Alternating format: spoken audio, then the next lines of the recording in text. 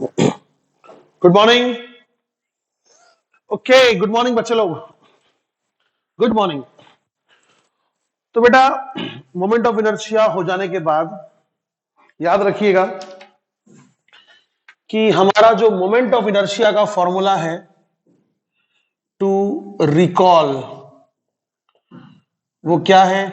I is equal to summation of I1 to N MI RI²। समझे? ये हमको याद रहना चाहिए। ये डिस्क्रीट सिस्टम के लिए है। तो बेटा, हम जानते हैं एक चीज, मोमेंट ऑफ इनर्शिया और काइनेटिक एनर्जी हो जाने के बाद हम आज पढ़ने वाले हैं angular momentum and it's conservation. इस बात पर हम थोड़ा बाद में ध्यान देंगे कि ये क्या लिखा है, एंड इट्स कंजर्वेशन। पहले हम एंगुलर मोमेंटम को समझ लेते हैं। हमने देखिए सर्कुलर मोशन में एंगुलर मोमेंटम एक बार समझा था कि अगर कोई पार्टिकल, ध्यान से थोड़ा देखिएगा, अगर कोई पार्टिकल जिसका मास मान लीजिए m1 है और वो r1 रेडियस बनाते हुए किसी एक्सिस के चारों ओर किसी एंगुलर वेलोसिटी ओमेगा से गोल गोल घूम रहा है, तो यू रिमेंबर कि इसका एक मोमेंटम होता है। इस डायरेक्शन में इसका एक v होता है which can be written as v1। और आपको पता है कि जो मोमेंटम होता है, सादा मोमेंटम, लीनियर मोमेंटम, जिसको हम p से डिनोट करते हैं, ये मोमेंटम किसी भी ऑब्जेक्ट के पास होता है अगर वो बॉडी मूव करता है, चाहे कैसा भी मूव करे। यहां पर गोल मूव कर रहा है, फिर भी इसके पास एक मोमेंटम जरूर होगा which is mass into velocity. लेकिन सिंस ये गोल घूम रहा है, तो अगर आप इसके नजरिए से देखोगे, अगर आप इसके नजरिए से देखोगे, अबाउट ओ अगर आप देखोगे, बट हम यहां लिखेंगे वी नो, मला माहिती आहे कि ऑब्जेक्ट के पास एक मोमेंटम है which is m1 v1, but when viewed, जब देखा जाता है, when viewed from point O, when viewed from point O, then the body possesses what? Angular momentum। बात को समझिए। जब कोई ऑब्जेक्ट मूव करता है, मैं मूव कर रहा हूं, तो मेरे पास एक एंगुलर मोमेंटम है। अगर आप देख रहे हैं तो, नहीं समझे ना? आप मुझे पूरे अपने मोबाइल स्क्रीन में अगर देखेंगे तो आपको अपने नजरें घुमाने पड़ेंगे। हाँ, मैं जिस तरह मूव कर रहा हूं, आपके मोबाइल स्क्रीन में इधर से उधर हो रहा हूं, तो आपको भी अपना नजर घुमाना पड़ रहा होगा मुझे देखते रहने के लिए। इसका मतलब मेरे पास एंगुलर मोमेंटम है, समझे? लेकिन मैं अगर ऐसे आपके तरफ ही आता हूं, ऐसे अगर आपके तरफ ही आता हूं, तो आपको अपनी नजरें हिलाने की जरूरत नहीं है, आप मुझे फिर भी देख सकते हैं। तो अगर आप इस पॉइंट से इस मास को देखिएगा, तो आपको नजरें तो दूर की बात, आपको अपना गर्दन घुमाना पड़ेगा इसको कॉन्स्टेंटली देखते रहने के लिए। ये मास को कॉन्स्टेंटली देखते रहने के लिए इस इंसान को अपनी नजरें तो दूर की बात है, उनको अपने गर्दन भी घुमाना पड़ेगा। इसका मतलब इसके पास एंगुलर मोमेंटम है। और हम तभी पढ़ चुके थे सर्कुलर मोशन में कि angular momentum is the cross product of distance and momentum, and the direction of angular momentum is given by thumb rule, is given by thumb rule। कोई ऑब्जेक्ट अगर, थंब थोड़ा ज्यादा बड़ा हो गया, कोई ऑब्जेक्ट अगर ऐसे घूम रहा है एंटी क्लॉकवाइज दिशा में, तो इसका एंगुलर मोमेंटम इस दिशा में होगा। Fine, okay. तो एक ऑब्जेक्ट का एंगुलर मोमेंटम कैसे निकलेगा? r1 इंटू mv, है ना? The distance is r1 and momentum is mv, एक ऑब्जेक्ट का। बट मान लीजिए यहां पर और भी ऑब्जेक्ट्स हैं, यहां पर और भी ऑब्जेक्ट्स है, मान लीजिए इसका मास m2 है, इसका मास m3 है, और ये n नंबर वाला पार्टिकल है, इसका मास mn है, इसका रेडियस r2 है, इसका रेडियस r3 है, और ये आखिरी पार्टिकल का rn है। ये भी गोल घूम रहा है एंटी क्लॉकवाइज उसी ओमेगा से, ये भी गोल घूम रहा है उसी ओमेगा से, और ये आखिरी वाला पार्टिकल भी गोल घूम रहा है उसी ओमेगा से। तो ऐसा जब होता है तो हम क्या बोलते हैं, अरे यार यहां पर तो बहुत सारा पार्टिकल्स है, तो हम क्या बोलते हैं, the system of particle is rotating about this axis. The system of particle is rotating about this axis. समझे? तो एक मास का तो ठीक है, एक मास के लिए अगर आप देखिएगा तो L विल बी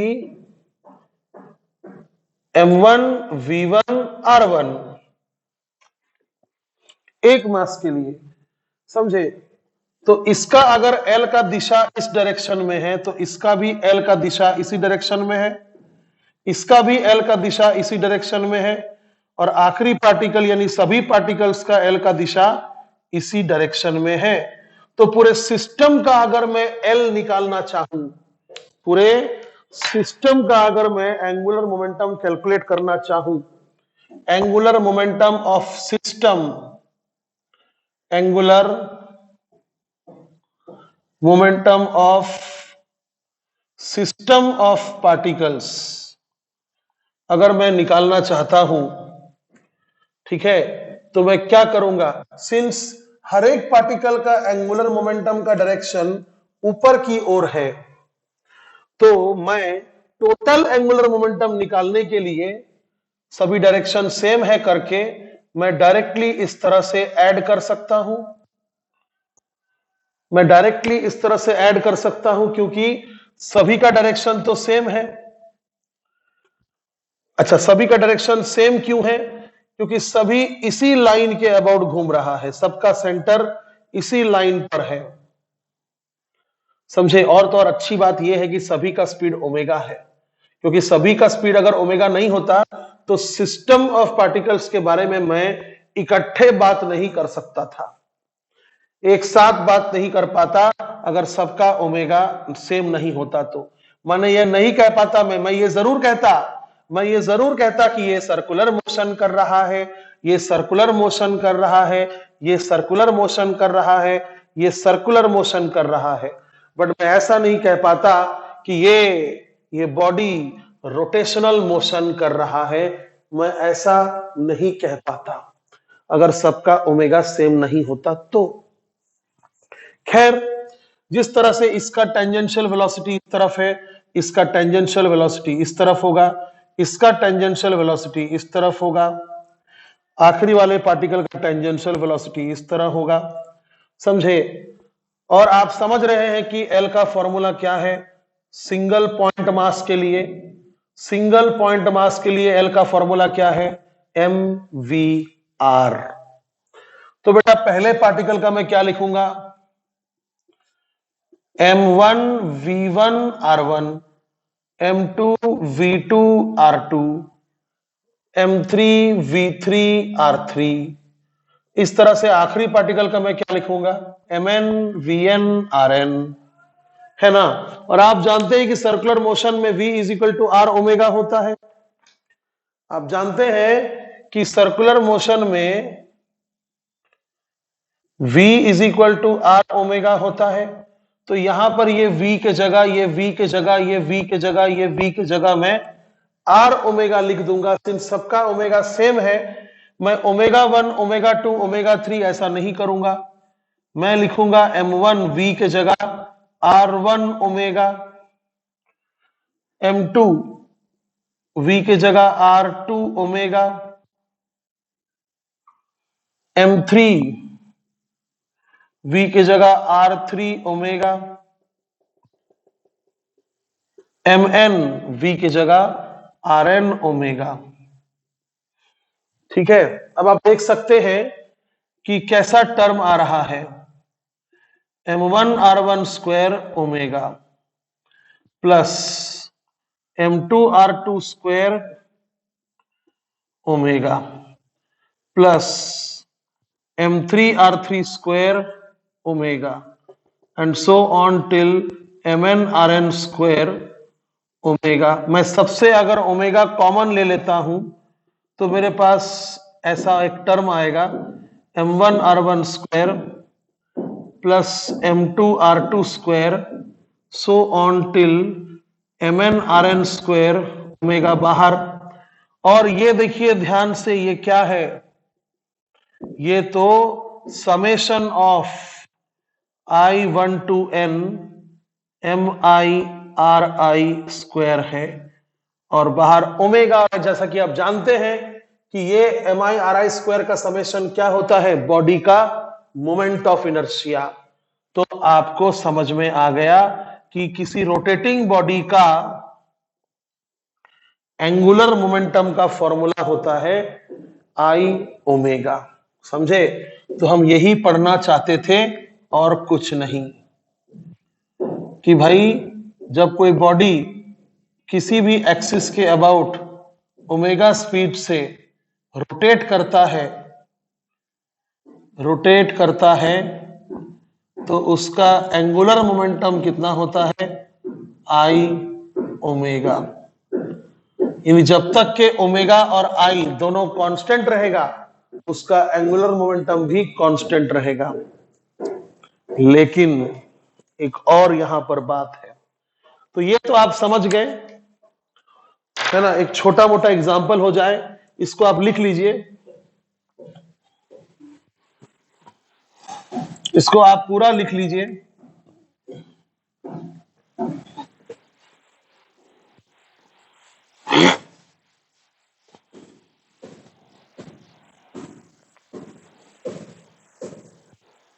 देखिए एक छोटा सा एग्जांपल हो जाए, मान लीजिए कोई हॉलो स्फीयर है। क्या है? Hollow sphere. और उसे आप इस एक्सिस के अबाउट घुमा रहे हो, ठीक है, इस एक्सिस के अबाउट घुमा रहे हो और किसी को चोट लग गया, मान लो इसका घूमते घूमते कोई इससे टकरा गया, उसको चोट लग गया। तो क्यों चोट लगा? क्योंकि इसमें एक एंगुलर मोमेंटम था जो इस इंसान में ट्रांसफर होने का कोशिश कर रहा था और वो उसका स्किन को नोच लिया इस तरह से। I hope you can imagine. So if the hollow sphere is moving about this axis, passing through the center at an angular velocity omega, then what will be its angular momentum? Come on, it's a rotating object and you know the formula L is I omega. You know that for hollow sphere I is 2/3 mr square into omega square. 2/3 mr square into omega square. समझे? 2/3 mr square into omega square. अब सोचो ये इस axis के about नहीं घूम रहा है, ये मान लो एक रस्सी से बंधा हुआ है और इस एक्सिस से घूम रहा है, और तब किसी आदमी को चोट लग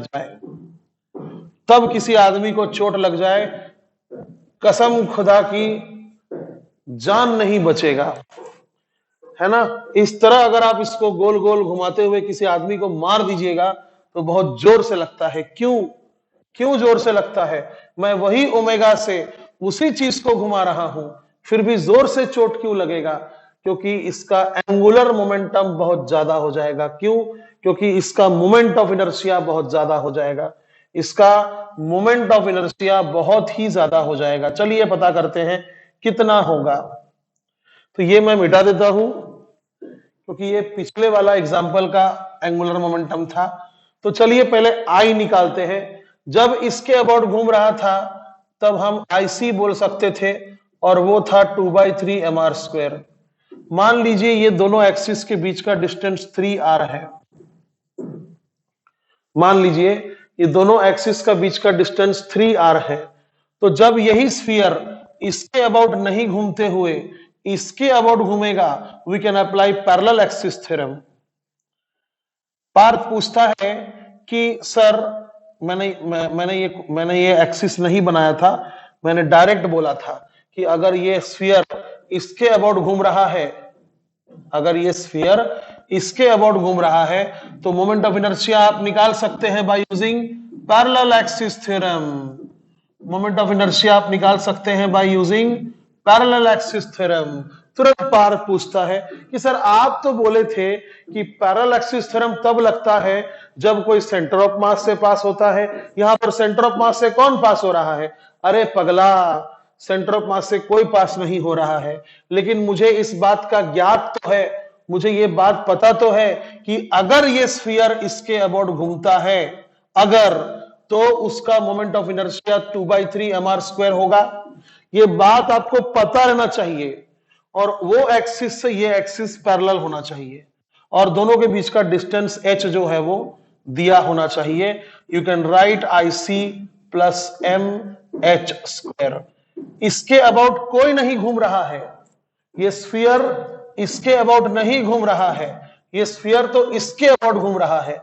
तो मुझे इसके अबाउट घूमने से मोमेंट ऑफ इनर्शिया नहीं पता है, मोमेंट ऑफ इनर्शिया नहीं पता है, बट मैं पता कर सकता हूं अगर मुझे इसके अबाउट पता हो तो। अब इसके अबाउट पता होने से क्या यह जरूरी है कि यह स्फीयर इसके अबाउट घूमने लगेगा? नहीं ना। इसके अबाउट अगर आपको मोमेंट ऑफ इनर्शिया पहले से पता है, तो क्या यह जरूरी है कि यह स्फीयर इसके अबाउट घूमेगा? बिल्कुल नहीं। यह स्फीयर एक्चुअली तो इसके अबाउट घूम रहा है। समझ रहे हैं आप? तो moment of inertia will be 3 9s are 27 plus 2 29/3 mr²।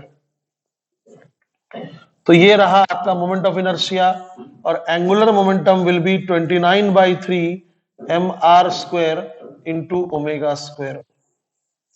पहले सिर्फ 2/3 था, अभी 29/3 हो गया।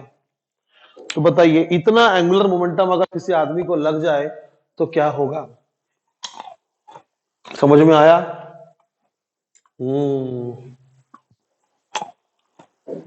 ओके, सो ये रहा। बस I निकालिए, फिर L is equal to I omega naught square. मैंने इससे पहले भी शायद स्क्वायर लिखा था, स्क्वायर नहीं होगा, है ना। L is equal to I omega. आई बात समझ में? ओके, अब हम आपको बताएंगे कि क्या होता है कंजर्वेशन ऑफ एंगुलर मोमेंटम। उससे पहले याद कीजिए, टू रिकॉल, न्यूटन्स का सेकंड लॉ क्या था ना भाई? Force is equal to dp/dt, याद है ना? तो मैं बोलूंगा कि according to Newton second law, according to Newton second law, rate of change of momentum is the force, rate of change of momentum is the force. Now see one thing, अगर मैं दोनों जगह R क्रॉस कर देता हूं, अगर मैं दोनों जगह R क्रॉस कर देता हूं, ऐसा करना गलत तो नहीं है? बिल्कुल नहीं है। तो देखिए ध्यान से, R क्रॉस P क्या होता है? हम जानते हैं कि L is equal to R cross P होता है, L is equal to R cross P होता है। तो ध्यान से देखिएगा, R क्रॉस P अगर L होता है, तो R क्रॉस dp/dt क्या होगा? dl/dt।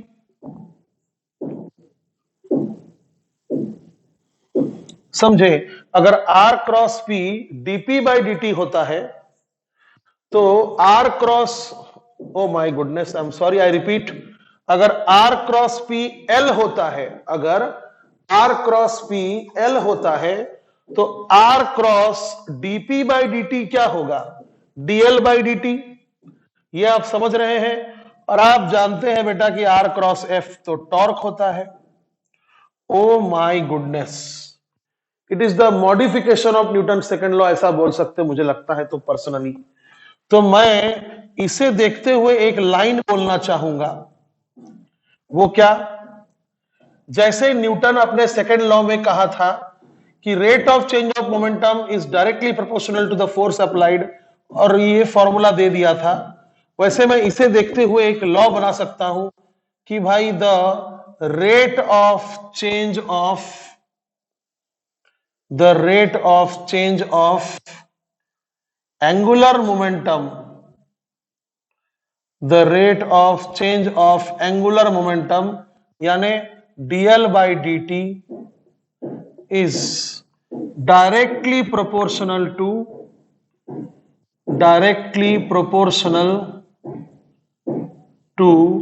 the torque, ऐसा मैं एक लॉ बना सकता हूं।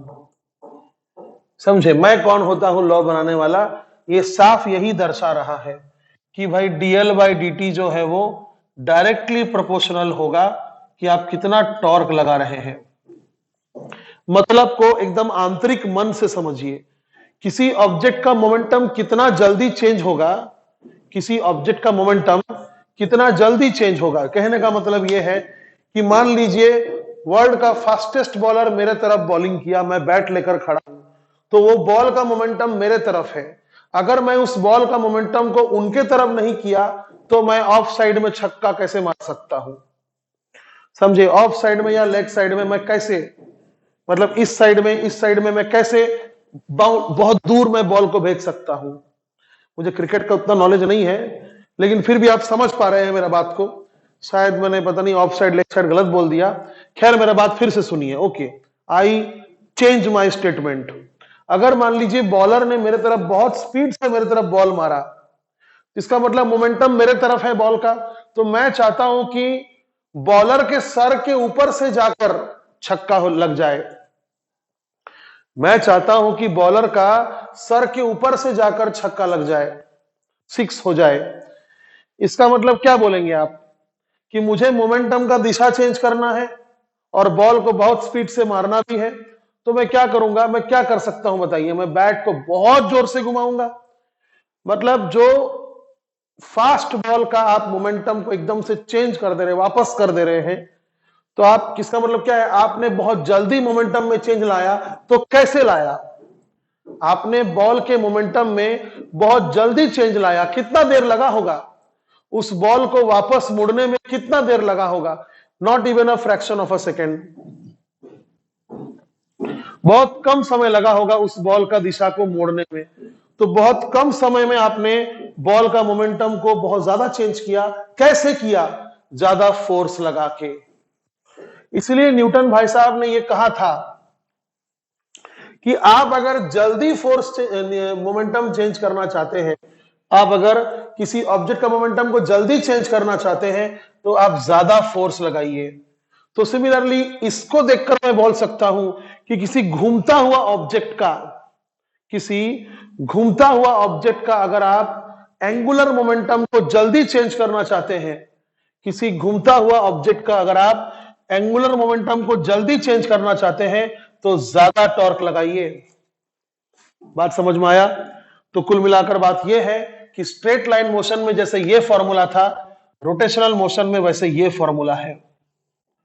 स्ट्रेट लाइन मोशन में जैसे यह फॉर्मूला था, यानी P का जगह लिया L ने और फोर्स का जगह लिया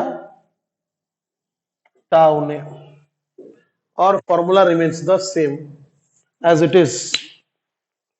आई बात समझ में? ओके। अब देखिए, लॉज ऑफ मोशन में आपने यह भी पढ़ा था कि अगर किसी ऑब्जेक्ट पर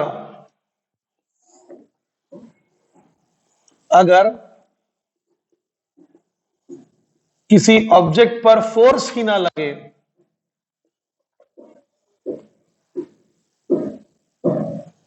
EXT मतलब एक्सटर्नल, अगर किसी ऑब्जेक्ट पर एक्सटर्नल फोर्स ही ना लगे, मतलब फोर्स 0 हो, तो ये फॉर्मूला के आधार पर मैं क्या लिखूंगा? The rate of change of momentum is 0। किसी ऑब्जेक्ट पर अगर फोर्स नहीं लग रहा है तो मैं क्या बोलूंगा? The rate of change of momentum is 0। और इसका मतलब क्या होगा? Momentum will be constant. और यही न्यूटन का पहला लॉ था, कि आप अगर किसी ऑब्जेक्ट पर फोर्स नहीं लगाएंगे तो ऑब्जेक्ट का मोमेंटम चेंज नहीं होगा। वो अगर रेस्ट पे था वो आजीवन रेस्ट पर रह जाएगा, अगर वो किसी मोमेंटम से चल रहा था तो वो आजीवन उसी मोमेंटम से चलने लगेगा, अगर आप उसको बाहर से फोर्स नहीं लगाएंगे तो। And this is known as conservation of linear momentum, सादा वाला momentum, conservation of linear momentum, समझे। लेकिन सिमिलरली ऐसा कुछ अगर मैं यहां करूं कि भाई dl by dt will be 0, dl by dt will be 0, जिसका मतलब torque external is equal to 0, जिसका मतलब क्या होगा फिर, किसका डिफरेंशिएशन 0 होता है, कांस्टेंट का। तो हम क्या बोलेंगे भाई, angular momentum will be constant. तो बहुत ही दिलचस्प बात है और इसे कहते हैं हम conservation of angular momentum, conservation of angular momentum. तो क्या मतलब निकलता है, क्या आपको सीखना चाहिए इन बातों से, सुनिए ध्यान से। अगर मान लीजिए आप और आपका दोस्त एक बाइक पर सवार होके कहीं घूमने जा रहे हैं, अगर आप और आपका दोस्त एक बाइक पे सवार होके कहीं घूमने जा रहे हैं, इतने में क्या हुआ, चुपके से पीछे से एक क्रेन आया। क्या आया, क्रेन। चुपके से पीछे से एक क्रेन आया और वो आपके गाड़ी को बिना डिस्टर्ब किए, वो आपके गाड़ी को बिना डिस्टर्ब किए आपको दोस्त, आपका जो दोस्त है जो पीछे बैठा हुआ था, उसका शर्ट का कॉलर में अपना क्रेन फंसा के उठा लिया। ऐसा भी किडनैपिंग होता है। मान लो कि तुम गाड़ी चला रहा है 40 के स्पीड से, तुम्हारा मास है 40 किलो, तुम्हारा दोस्त का मास है 40 किलो, समझे। तुम्हारा दोस्त का मास है 40 किलो, या फिर ऐसा मान लो कि तुम्हारा दोस्त का और गाड़ी का, ये तीनों का मिलाकर मान लो मास है 200 किलो। तुम्हारे दोस्त का और तुम्हारे गाड़ी का, ये तीनों का मास मिलाकर कितना है, मास 200 किलो, समझे। और तुम गाड़ी चला रहे थे 40 के स्पीड से। इतने में क्या हुआ, चुपके से पीछे से क्रेन आया और तुम्हारे दोस्त को उठाकर ले गया टांगते हुए। तो क्या होगा बताओ, क्या क्रेन ने तुमको बाहर से फोर्स लगाया, नहीं लगाया। तो इसका मतलब यह हुआ कि तुम्हारा जो मोमेंटम था, तुम्हारे सिस्टम का जो मोमेंटम था, वो सिस्टम का मोमेंटम बरकरार रहना चाहिए। अगर बाहर से फोर्स नहीं लगा है, समझो बात को, अगर बाहर से फोर्स नहीं लगा है तो सिस्टम का मोमेंटम बरकरार रहना चाहिए, ठीक है। तो what exactly do you mean by system का मोमेंटम बरकरार रहना चाहिए। इसका मतलब होता है, मोमेंटम का फॉर्मूला क्या है, मास इंटू वेलोसिटी। इसका मतलब होता है कि initial mass into initial velocity must be equal to final mass into final velocity. इसी को आप कहते हैं मोमेंटम चेंज नहीं हुआ। मास और वेलोसिटी का प्रोडक्ट होता है मोमेंटम। मोमेंटम अगर चेंज नहीं हो रहा है तो इसका मतलब यह है कि आपका मास और वेलोसिटी का जो प्रोडक्ट है वो कांस्टेंट रहेगा, समझे। तो पहले देखिए, पहले आपका मास था 200 किलो और गाड़ी का स्पीड था 40। अब दोस्त का मास है मान लो 50 किलो, दोस्त का मास है मान लो 50 किलो, वो तो चला गया, वो तो चला गया। अब सिस्टम का मास कितना है, 150 किलो। अब सिस्टम का मास कितना है, 150 किलो। तो तुम्हारे गाड़ी का स्पीड, नया स्पीड, तुम्हारे गाड़ी का नया स्पीड हो जाएगा, इसको सॉल्व कर लो। मान लो पहले तुम्हारी गाड़ी चल रही थी 60 के स्पीड से। पहले मान लो you are driving at a speed of 60 समझे 60, तो 15 4 जा 60, 80 किलोमीटर पर आवर। तो पहले आप अगर 60 के स्पीड से गाड़ी चला रहे थे, बिना एक्सीलेटर को मोड़े आपका स्पीड 80 हो जाएगा। कैसे? सिस्टम का मोमेंटम कंजर्व्ड रहना चाहिए। क्यों? क्योंकि बाहर से फोर्स नहीं लगा है। सिंस वो क्रेन ने आपके मोशन को डिस्टर्ब नहीं करना चाहा, वो चुपके से आपके दोस्त को पीछे से उठाकर लेकर चला गया, आपके सिस्टम का मास कम हो गया। सिस्टम का मास कम हो गया तो वेलोसिटी बढ़ेगा, तब ना मोमेंटम सेम रहेगा, तब ना मोमेंटम सेम रहेगा। समझे? तो याद रखिएगा कि अगर इसी प्रोसेस से तो रॉकेट भी उड़ता है। मान लीजिए थ्रस्टर्स काम करना बंद कर दिया, रॉकेट का थ्रस्टर्स काम करना बंद कर दिया, और रॉकेट का मान लीजिए स्पीड थोड़ा सा रॉकेट को बढ़ाना है, तो रॉकेट क्या करेगा? क्या करेगा? रॉकेट कुछ मास रिलीज कर देगा। तो मास अगर रिलीज कर देगा तो क्या होगा? मोमेंटम कंजर्व रहने के हिसाब से उस सिस्टम का वेलोसिटी बढ़ जाएगा। बहुत इंपॉर्टेंट है, इसको समझना बहुत जरूरी है। तो सिमिलरली बेटा, सिमिलरली जैसा कि आपने पढ़ा कि L is equal to I omega होता है ना। लीनियर मोमेंटम क्या होता है?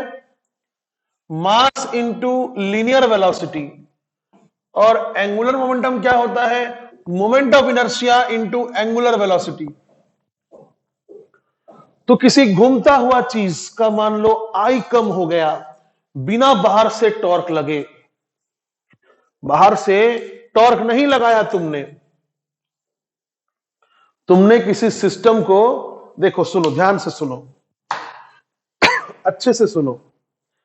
अगर मान लो ये फैन घूम रहा है अभी, सुनना ध्यान से, मान लीजिए ये फैन अभी घूम रहा है 200 के आरपीएम से। क्या बोले सर? 200 आरपीएम, 200 आरपीएम, यानी 1 मिनट में 200 बार घूम रहा है, तो ये उसका एंगुलर स्पीड हो गया। समझे? तो 200 आरपीएम में ये फैन घूम रहा है और इसका मोमेंट ऑफ इनर्शिया है मान लो 400 KG metre square. Moment of inertia का क्या फॉर्मूला होता है? mr square. तो यूनिट क्या होगा? KG metre square. समझे? तो मान लीजिए ये पंखे का जो मोमेंट ऑफ इनर्शिया है वो है 400 केजी मीटर स्क्वायर, 400, और इसका जो ओमेगा है वो है मान लीजिए 200 आरपीएम। वैसे आरपीएम ओमेगा का यूनिट नहीं है, बट फिर भी सुन लो, ठीक है। ये कितना स्पीड से घूम रहा है? 200 आरपीएम। अब सुनना ध्यान से, अगर मुझे इसका स्पीड बढ़ाना है तो मैं क्या क्या सोच सकता हूं? पहला, रेगुलेटर घुमा दीजिए सर। इतना क्या सोचना? रेगुलेटर घुमा दीजिए। ओके, मैं रेगुलेटर घुमा देता हूं। मैं गया, मैं जानता हूं कि रेगुलेटर को अगर ऐसा घुमा दिया तो फैन का स्पीड बढ़ जाएगा, मैं जानता हूं। मैं गया वहां पर, मैं रेगुलेटर घुमाने गया, देखता हूं वो तो 5 पे है, रेगुलेटर अपने मैक्सिमम पे है। क्या होता अगर रेगुलेटर 4 पे होता? तो मैं उसको 5 पे कर देता, फिर क्या होता? इसका स्पीड बढ़ जाता। 200 आरपीएम से घूम रहा था, हो सकता है कि 400 आरपीएम से घूमने लगे, बहुत स्पीड से घूमने लगे। तो यह होता है टॉर्क लगाना। रेगुलेटर घुमाना मतलब क्या किया आपने? इलेक्ट्रिसिटी के हेल्प से आपने टॉर्क लगाया, इलेक्ट्रिसिटी के हेल्प से आपने टॉर्क लगाया। लेकिन ये तो धोखा हो गया। आप गए वहां पर और देखे कि रेगुलेटर साला 5 पे है। अब रेगुलेटर घुमा के तोड़ तो नहीं दीजिएगा क्योंकि वो उसका मैक्सिमम है, लेकिन फिर भी आपको इसका ओमेगा बढ़ाना है, फिर भी आपको इसका ओमेगा बढ़ाना है, बढ़ाना है। तो ऐसा अगर आप गाना गाइएगा ओमेगा मेगा रे, उस तरह से उसका ओमेगा तो बढ़ेगा नहीं।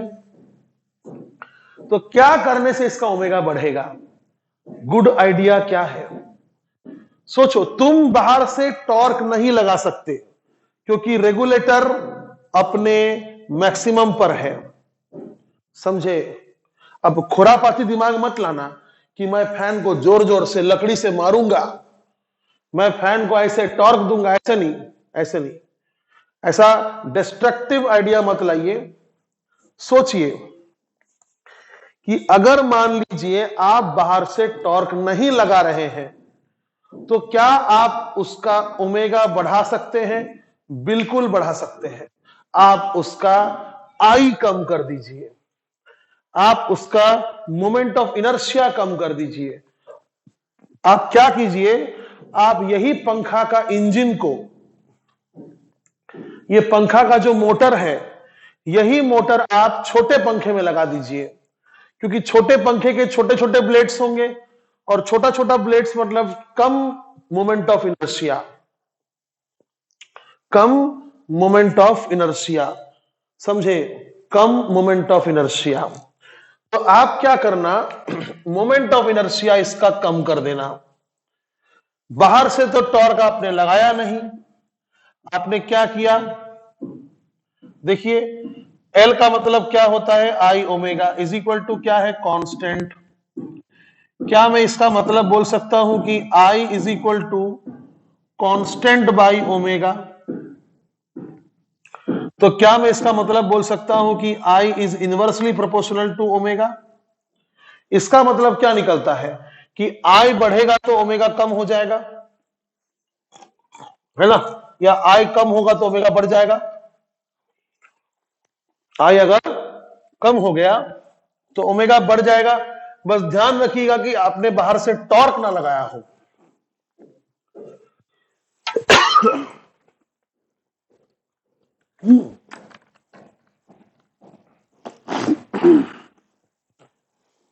तो चलिए, मेरे पास एक और खुरापाती दिमाग है। मैं क्या करता हूं, ये मान लीजिए फैन है, ये मान लीजिए फैन है, मैं इसके ब्लेड्स को आधा आधा काट दूंगा। ले काट दिया, इसका मास भी कम हो गया, इसका रेडियस भी कम हो गया, तो मोमेंट ऑफ इनर्शिया भी कम हो जाएगा, समझे? तो इसका ओमेगा बढ़ जाएगा। तो कहने का मतलब यह है बेटा कि जैसे चलती गाड़ी से दोस्त को उठा लिया तो गाड़ी का स्पीड बढ़ गया, मास कम, स्पीड बढ़ जाएगा। तो अगर मान लीजिए क्रेन से कोई तीसरा दोस्त आपके गाड़ी में आकर बैठ जाता तो स्पीड कम हो जाता। बस ध्यान रखिएगा कि बाहर से फोर्स नहीं लगना चाहिए, तभी आप ये नियम लगा सकते हैं कि initial momentum is equal to final momentum if and only if external force is zero. समझे? बात को समझे? जैसे बम जब फटता है तो फोर्स बाहर से नहीं लगता है, इसलिए आप उसमें भी मोमेंटम कंजर्व कर सकते हैं कि बम का फटने से पहले जो मोमेंटम था, बम का फटने के बाद वही मोमेंटम होगा। इसलिए अगर ग्रेविटी को इग्नोर किया जाए, या फिर इग्नोर मत कीजिए, इसलिए क्या होगा, अगर एक बम मान लीजिए रेस्ट पर था और ये दो टुकड़ा में फट गया, एक टुकड़ा अगर उधर गया तो दूसरा टुकड़ा इधर जाएगा, एकदम अपोजिट डायरेक्शन में जाएगा, वो भी उतना ही मोमेंटम से जाएगा जितने मोमेंटम से उधर गया। तो ऐसे में क्या कर सकते हैं आप, अगर बड़े वाले मास का, बड़े वाले टुकड़े का स्पीड मालूम है तो छोटे वाले टुकड़े का भी स्पीड मालूम कर सकते हैं। m1v1 is equal to m2v2, समझे? क्योंकि पहले तो मोमेंटम था नहीं, तो पहले बम जब फटने का था तब बम रेस्ट पर था, जब बम फटा नहीं था तब बम रेस्ट पर था, यानी पहले मोमेंटम जीरो था। तो टुकड़ों में बढ़ जाने के बाद भी इसका मोमेंटम अभी भी जीरो रहना चाहिए।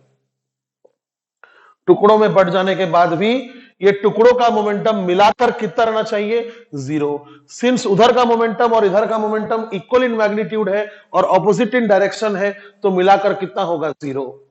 समझे? तो बम फटना, कोई गाड़ी से मास का कम हो जाना, जैसे रॉकेट का मास कम हो रहा है तो उसका भी मोमेंटम कंजर्व करके आप बाद का स्पीड निकाल सकते हैं, समझे? लेकिन थोड़ा सा हाई फाई प्रोसेस है वो। और सिमिलरली रोटेशनल मोशन में अगर आप बाहर से टॉर्क नहीं लगाएंगे, अगर आप बाहर से टॉर्क नहीं लगा रहे हैं तो फिर आप उसका ओमेगा चेंज कर सकते हैं अगर आई चेंज हो गया तो याद रखिएगा, जैसे mv is equal to constant होता है अगर बाहर से फोर्स नहीं लगा तो, वैसे ही I omega is equal to constant होता है अगर बाहर से फोर्स नहीं लगा तो, जिसका मतलब होगा कि पहले का आई पहले का ओमेगा इज इक्वल टू बाद का आई बाद का ओमेगा। इससे आप फैन का नया स्पीड निकाल सकते हैं। तो अगर मान लीजिए मोमेंट ऑफ इनर्शिया आधा हो गया और आपने बाहर से टॉर्क नहीं लगाया था तो एंगुलर वेलोसिटी डबल हो जाएगा। याद रखिएगा, बाहर से टॉर्क नहीं लगाना है। समझ में आया? बाहर से टॉर्क नहीं लगाना है, याद रखिएगा, ठीक है। अच्छा, एक सिंपल एग्जांपल आपको देता हूं। मान लीजिए मेरी एक दोस्त है,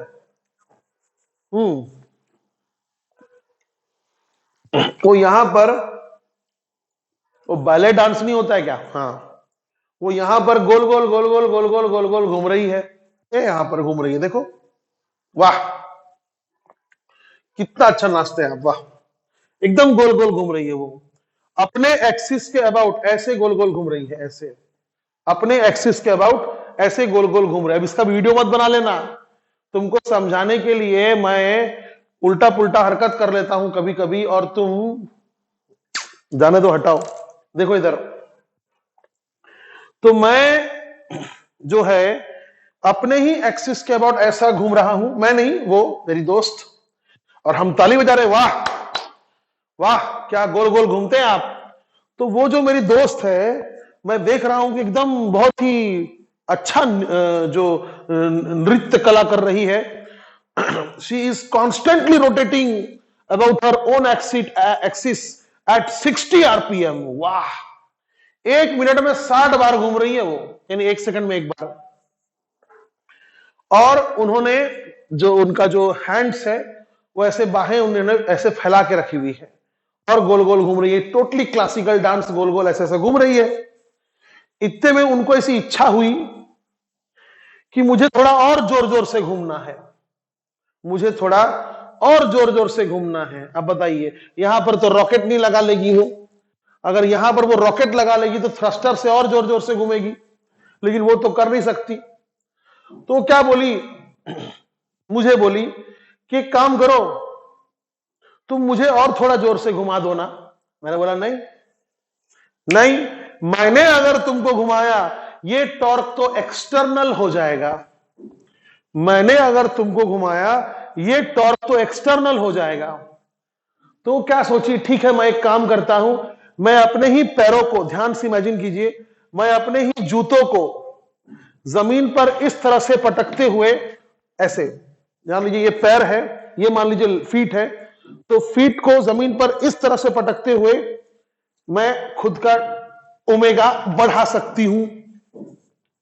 मैंने बोला कि नहीं नहीं नहीं नहीं नहीं नहीं नहीं, तुमने अगर अपने पैरों से अपना ओमेगा बढ़ाया ऐसे ऐसे करके, समझ रहे हो ना कैसे, वो भी तो एक्सटर्नल टॉर्क हो गया, तुमने फ्रिक्शन का सहारा लिया और उससे तुम्हारा जो टॉर्क है वो अप्लाई हो रहा है और तुम्हारा ओमेगा बढ़ रहा है। मैंने बोला नहीं, ये भी नहीं चलेगा, तुम एक्सटर्नल टॉर्क लिए बिना अपना स्पीड बढ़ाकर दिखाओ। तो क्या बोलती है कि मोमेंट ऑफ इनर्शिया में कम कर देती हूं अपना।